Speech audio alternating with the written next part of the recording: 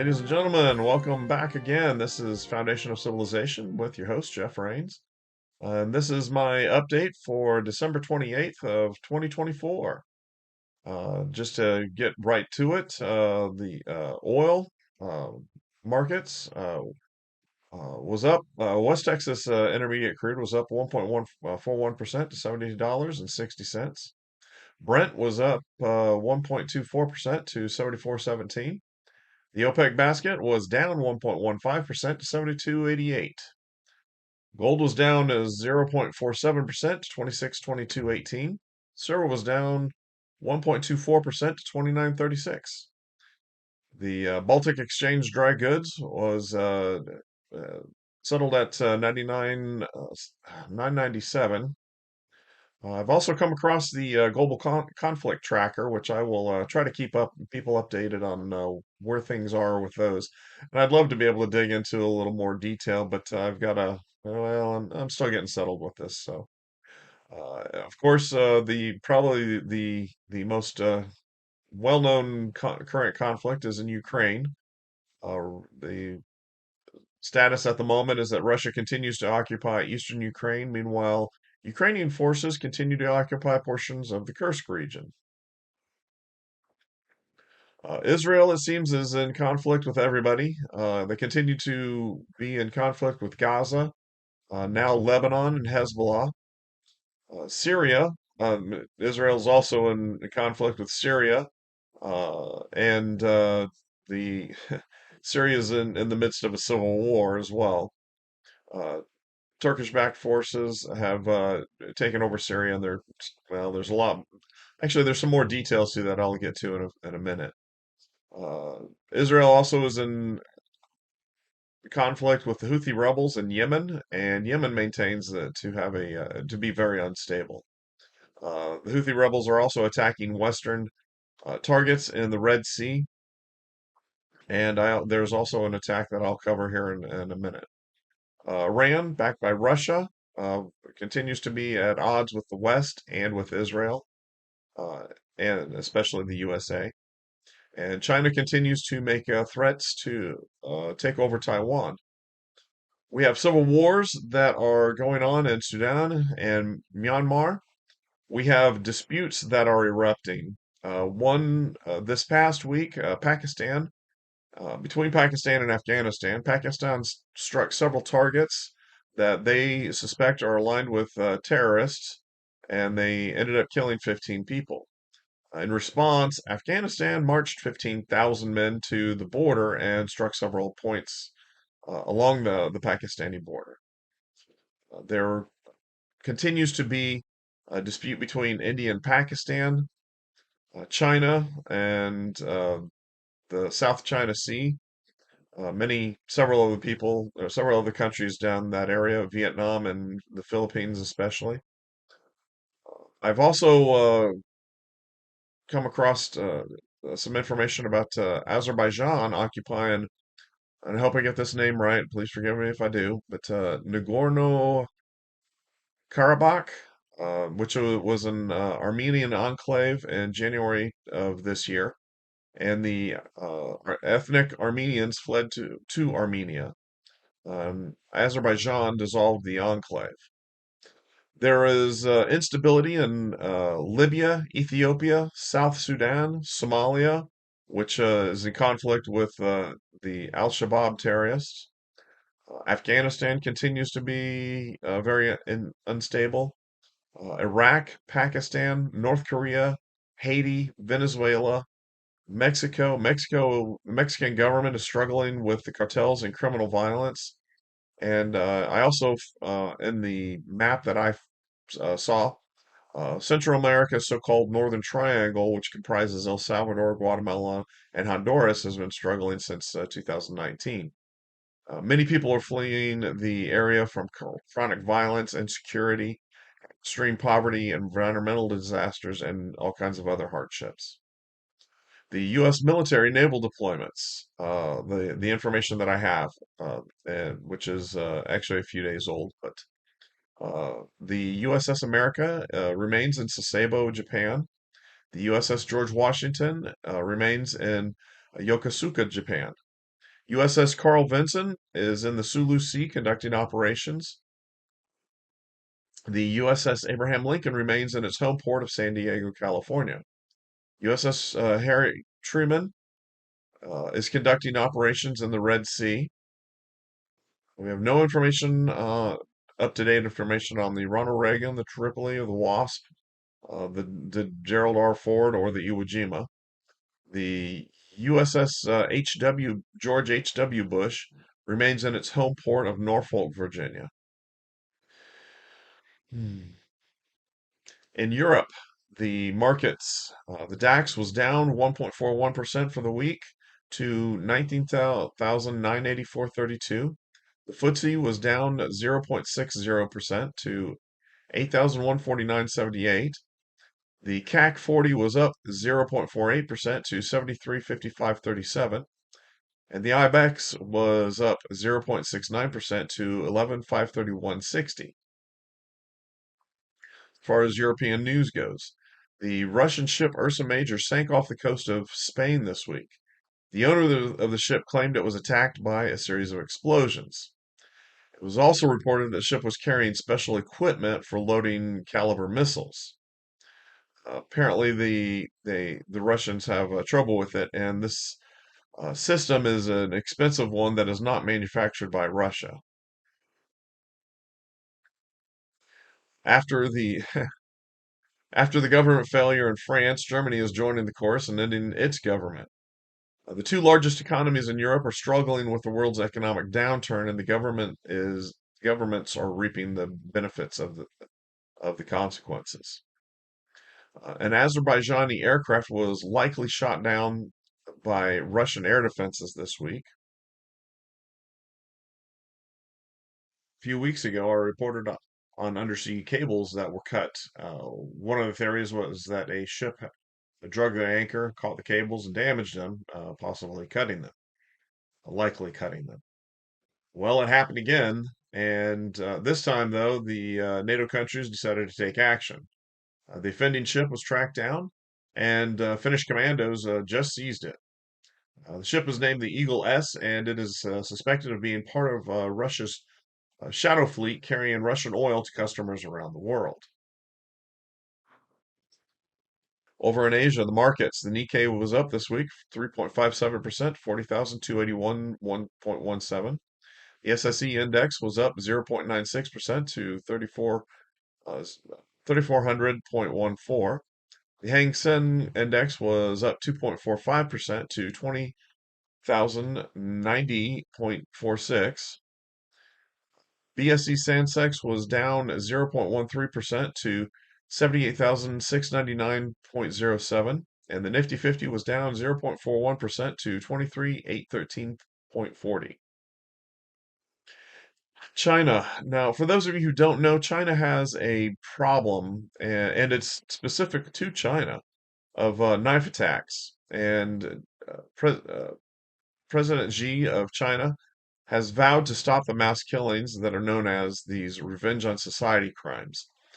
It appears like people have a massive issue. They reach a depressive or an anxious state, and they want to take it out on somebody, so they end up taking it out, unfortunately, on children. This week, also in China, a man was sentenced to death for killing 35 people after driving into a crowd. And China sanctioned 7 companies over U.S. military assistance to Taiwan. There was a 6.7 magnitude earthquake in the Kuril Islands near Japan. I should say north of Japan. In the media, I warned about this a few weeks ago, but while many in the media celebrating the transition of power from the brutal Assad regime, many more minorities are fearful of reprisal killings that are ongoing in Syria. The Mujahideen that have taken over Syria are very intolerant of any beliefs that do not align with theirs. Uh, as I mentioned earlier, Houthi rebels have been targeting Israel. They said the Ben Gurion airport in an overnight rocket attack. And while the Houthis claim to have damaged the airport, Israeli defense spokesman claim that all the missiles were intercepted before they reached Israel and deny that any of the rockets struck the airport. Africa has had some interesting news this past week. Mozambique is erupting. 6,000 inmates escaped from a high security prison as post-election violence roils that country. Uh, 21 were dead as the violence erupted after this was after an election court ruling. Kenyan human rights groups raised concern over abductions of government critics. Senegal says it is closing all foreign military base, which is moved aimed at the French troops that remain there. An airstrike on insurgents mistakenly killed 10 civilians, the Nigerian military explained this past week. Stampedes in Nigeria left 32 dead during Christmas food distribution. In the Americas, the Dow Jones average was up 1.6% to 42,992.21. The S&P was up 2.14% to 59,000 or 5,970.84. And the Nasdaq was up 2.5% to 19,722.03. In Brazil, several people have been killed when a bridge between the cities of, and I hope I pronounce these correctly, Estreito and uh, Aguirre-Napolis collapsed. The bridge collapsed. The bridge was built back in the 1960s. Last report I showed were 9 people dead with 8 people still missing. The Cuban government is they've handled their economy so badly that they are now importing sugar at $25 a pound. At one point, Cuba was a key point in the Caribbean for producing sugar. So I don't know what's going on there. Well, actually, I do, but it's not very good. A year after President Milou took over Argentina, the a review on his economic policies is mixed at the moment. The currency has improved, but the economy continues to struggle. The Argentine peso has stabilized, but unfortunately, now over 50% of the country are living in poverty. This is expected to improve next year as the economy is expected to expand about 5 to 7%, or to grow 5 to 7%. In a last-ditch effort to send money to Ukraine, the Biden administration has approved an additional $1.25 billion in aid. Still no word on any aid going to East Palestine, Lahaina, Hawaii, or now North Carolina. Although this past, I've got to review how much money was put aside for North Carolina and Tennessee. This past week, Elon Musk has taken a lot of criticism on hiring immigrants, the H-1B visas. Many people have not not realized and not understood, or they've just ignored that there was a lawsuit by the U.S. Department of Justice that was initiated, but is currently put on hold. Uh, Elon Musk is kind of between a rock and a hard place. Current law forces Musk to not hire illegal immigrants. But this lawsuit goes against the law and forces Musk to hire asylum seekers and refugees. I don't know how anybody's supposed to conduct any kind of business when you've got that kind of those kind of shenanigans going on with the legal system. This week, New York Governor Kathy Hochul signed a Climate Change Superfund Act on this past Thursday. It's charging fossil fuel companies with a carbon emission assessment that will cost an estimated $75 billion. In a direct assault on free speech, it's been found that a little-known government agency has been censoring the truth. Cybersecurity and Infrastructure Security Agency, known as CISA, was supposed to protect the USA from foreign attack and infiltration. Instead, it abused its power and relied on highly unreliable and biased sources to enforce its mandates. In recent research, CISA was countering for the CISA's Countering Foreign Influence Task Force relied on censorship and industrial complex to inform its censorship and alleged foreign disinformation narratives regarding COVID-19. Unelected bureaucrats at CISA weaponized the Homeland Security apparatus, including FEMA, to monitor COVID-19 speech, dissenting uh, from expert medical guidance, including President Trump's comments about taking hydrochloroquine back in 2020. Many of these false narratives later turned out to be true, calling into question the government's ability to identify misinformation, regardless of its authority to do so. To determine what foreign disinformation uh, was, what it was or what it wasn't, CISA relied on the censorship industrial complex's usual suspects. The Atlantic Council DFR Lab, Media Matters, Stanford Internet Observatory, even those discredited for erroneously attributing domestic content to foreign sources, the Alliance for Securing Democracy. CISA even relied on foreign government authorities, the EU versus Disinfo, and foreign government linked groups, CCDH, GDI, that advocated for demonetization and deplatforming of individual Americans to monitor and target constitutionally protected speech by American citizens. Ladies and gentlemen, if we can't maintain our freedom of speech, we will not have a, uh, a functioning country. That is how we discover what our politicians are doing for us or to us. It's imperative that we figure out how to protect it, and we do something to care for it. Uh, this is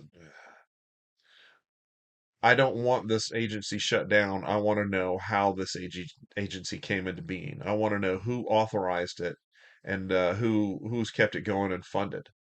I want those people out of any kind of position of power. They don't need to be in anywhere near a position of power. Well, ladies and gentlemen, I have I've gone just a little too long here, and hope that you guys are doing well. And I hope that you guys are recognizing the changes as they occur throughout the world, and hope that you're getting prepared. Please, it is coming up. Christmas just passed us, and the new year is beginning.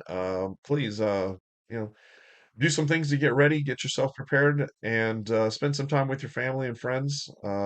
Much love to everybody, and hope that you're doing well and you're preparing for a great new year. Thanks again, and this is Jeff Rains with Foundation of Civilization signing out. Have a wonderful time.